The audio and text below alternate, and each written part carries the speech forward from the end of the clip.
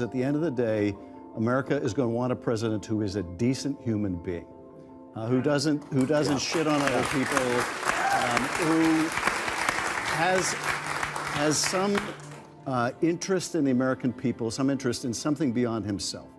I think at the end of the day, people are going to reject this bigoted, divisive figure. So I'm just giving you the answer to the question you're asking all night long. Why do they vote for Donald Trump? It's not always because they like him. No. It's because stuff like that is kookier to them. Bill Maher just dropped a bombshell, and this time, Senator Adam Schiff was squarely in the crosshairs. In a no-holds-barred takedown, Maher slammed Schiff for his relentless and increasingly futile pursuit of Donald Trump. The critique was so cutting, you'd think Schiff might steer clear of Maher's set for good. It was unapologetic, it was pointed, and it landed hard. If you're all about raw commentary and unfiltered reality checks, smash that like button and subscribe, because this kind of heat doesn't come quietly. I think it's true justice. The only thing he cares about is himself and money, and going after the money is a way to bring about some real justice. Adam Schiff kicked off the night with a familiar performance, launching into yet another full-throttle assault on Donald Trump. He branded Trump a self-absorbed narcissist who, in his words, cares for no one but himself. Subtlety wasn't on the menu. Schiff went all in, insisting Trump was guilty of every charge ever leveled against him and flat-out unfit to hold office. With his trademark flair for drama, he painted Trump as a walking threat to democracy, warning that a second term would spell pure chaos. It was vintage Schiff, high on theatrics, light on evidence, and heavy on dire predictions. But the moment that really stood out, a bold declaration from Schiff that's already starting to backfire, one that could haunt him long after the headlines fade. Because in the world of politics, confidence without caution is a risky game, and this time, Schiff may have overplayed his hand. I don't share your pessimism about this or your pessimism about the general election. The reason why Joe Biden is going to beat Donald Trump is because at the end of the day, America is going to want a president who is a decent human being, who doesn't shit on other people, who has some interest in the American people, some interest in something beyond himself.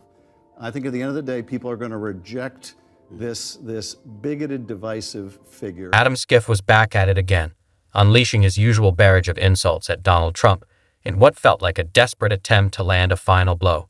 But amid all the fiery rhetoric, one moment now stands out, and not in the way he hoped. Schiff boldly predicted Joe Biden would coast to an easy victory. Fast forward to today, and that confidence has spectacularly collapsed. Donald Trump is back in the White House. Schiff's once certain words haven't just aged badly. They've become a prime example of political karma in action. The irony? Impossible to miss. Now, with the reality setting in, Schiff is scrambling for answers, stuck cleaning up a mess he created with his own overconfidence. What once sounded like strength now looks a lot like damage control. As his rant dragged on, even patience wore thin. Bill Maher kept his composure. Barely. But Stephen A. Smith finally snapped, breaking his silence and calling out the tired, recycled theatrics. The frustration was real, and Schiff's performance exhausting. I'm just getting tired of seeing so much stuff targeted in his direction, but somehow, some way, he still survives. I mean, we're talking about a situation where he's still going to be the GOP nominee. He's still going to be running for president. You're President Biden. That's the individual that you're going to have to beat. 4 indictments, 91 counts. They ain't even bringing up the bankruptcies, ain't even bringing up this particular issue with this civil case. And somehow, some way, he puts cats to shame because he clearly has more than 9 lives. I mean, come on. Before Bill Maher even took the stage, Stephen A. Smith had already landed the first punch. With no sugarcoating, he went straight after Adam Schiff and his political allies, slamming their years-long crusade to take down Donald Trump. From relentless media smears to endless investigations, from rehashed scandals to outrageous comparisons, some even calling Trump a modern-day Hitler, they've thrown everything at him. And yet, Trump hasn't just weathered the storm. He's come out stronger. Time and again, he's defied predictions, outlasted political firestorms, and reemerged with even more momentum. Like it or not, Trump has become the Democrats' unsolvable riddle, a force they can't neutralize, no matter how hard they try. Every time they think it's over, he flips the script. That frustration boiled over, and Bill Maher wasn't having it anymore. Tired of the endless anti-Trump echo chamber, Maher stepped in, and what followed wasn't just criticism. It was a full-blown takedown of the left's failed strategy.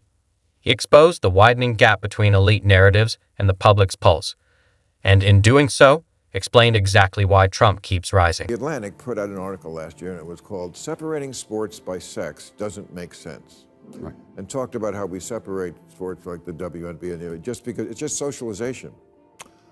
This is insane. I agree. Okay. That's why people vote for Trump. Because there's stuff like that on the left that people just go, I know Trump's horrible, but separating by sports by sex makes perfect sense. And if you think it doesn't, you can't leave the country. Bill Maher didn't pull any punches. He cut straight to the core, telling Adam Schiff exactly why so many Americans continue to rally behind Donald Trump. No sugarcoating, no political speak, just unfiltered truth. Maher took aim at the Democrats, calling out what he sees as hollow policies, out-of-touch ideals, and a growing disconnect from everyday Americans. One glaring example? The push to erase biological distinctions in sports by forcing men and women into the same competitive categories. For many, that wasn't progressive, it was absurd. Instead of listening to the overwhelming backlash, Democratic leaders doubled down, branding valid concerns as bigotry and refusing to reconsider. Maher made it clear, this kind of ideological extremism doesn't inspire, it repels. It drives even undecided voters straight into Trump's camp. Because when people are faced with a choice between cultural chaos and someone who, at the very least, acknowledges reality, they'll pick the one who seems grounded every single time. Do you think President Biden's preemptive pardons turned out to be more important than initially expected? Let's first tell people what that means, preemptive pardons. That was pretty unprecedented, right? Before he left office, Joe Biden pardoned you and a number of people who he thought Trump would go after. No, I take the opposite view. I don't think he should have given the pardons at all. Really? No, I don't think he should have, and I was vocal about that at the time. Can you refuse a pardon?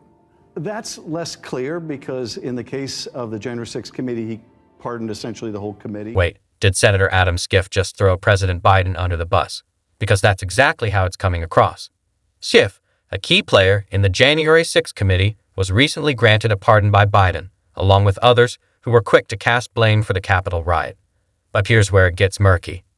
If the committee's work was truly solid, if their conclusions were beyond doubt, then why would the president need to issue pardons at all? The move raises more questions than it answers.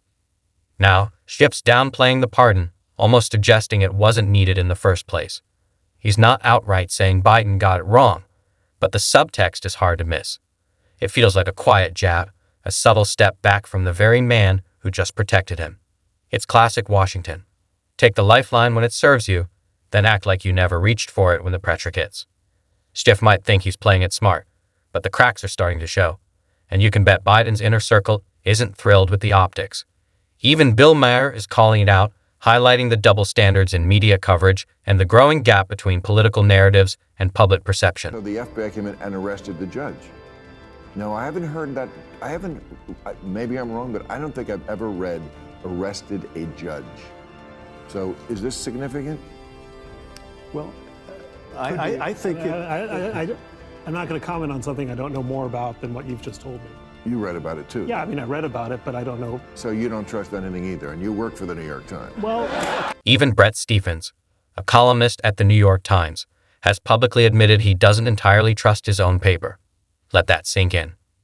When voices inside the institution start questioning its credibility, it's a glaring sign that something's deeply broken, and this is exactly why Donald Trump and millions of Americans have turned their backs on legacy media in favor of independent voices.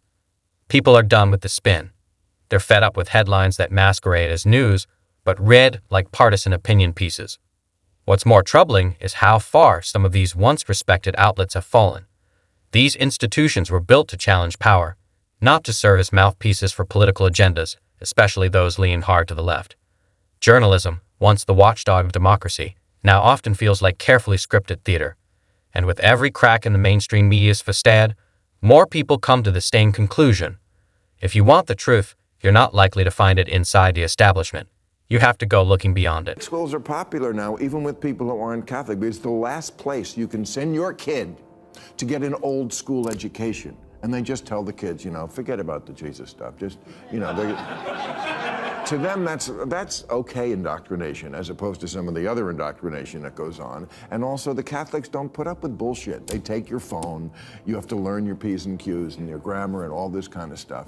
And that's what I just don't understand, that parents don't have the whip hand anymore. Not that you should actually use a whip. And I don't have kids, so I don't know that firsthand, but every movie and TV show that has a teenager in it cannot be mischaracterizing this. And the kids just, they don't listen to their parents, they turn their back on them, they walk out of the room, things that would just get me shut down when I was a kid.